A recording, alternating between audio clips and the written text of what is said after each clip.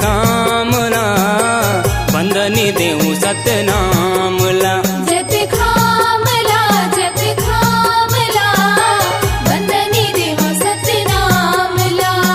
चरण पखारा गुरु महंगू केला तो चरण पखारा गुरु महंगू केला तो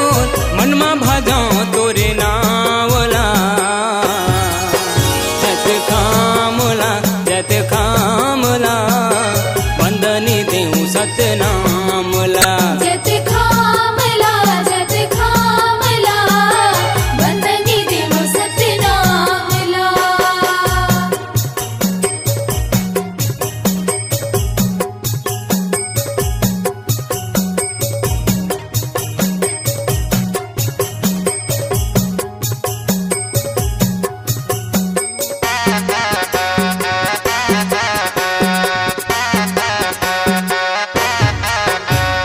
जोड़ा जत खाम बाबा गड़ाए हैं फहरे सादा झंडा लहरावते फहरे सादा झंडा लहरावते ज्ञान के बरखा गुरु हा बरसाए हैं मुक्ति के रास्ता बाबा हा बताए हैं मुक्ति के रास्ता गुरु हा बताए हैं चरण पखारा गुरु महंगू के लाला तोर चरण पखारा गुरु महंगू के लाला तोर मन में भजो तोरे नावला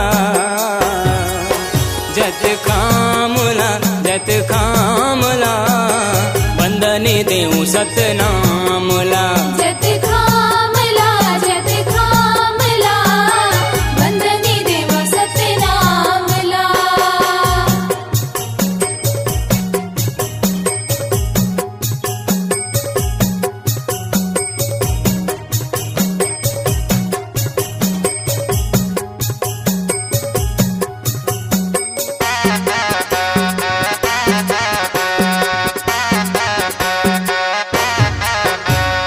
पांच तत्व के चौरायहू 25 हाथ के खंभा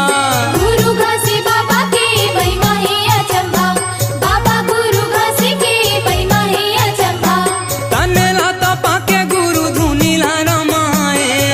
मन के एकीते कर भेदिला बताए मन के एकीते कर भेदिला बताए चरण पखारा गुरु महंगू के लाला तोर चरण पखारा गुरु महंगू के लाला तोर मन में भजो तोरे नावला जत खामला वंदनी देऊ सतनामला जत खामला वंदनी देऊ सतनामला चरण पखारा गुरु महंगू के लाला तोर चरण पखारा गुरु महंगू के लाला तोर मन में भजो तोरे नावला जत खामला वंदनी देऊ सतनामला जत खामला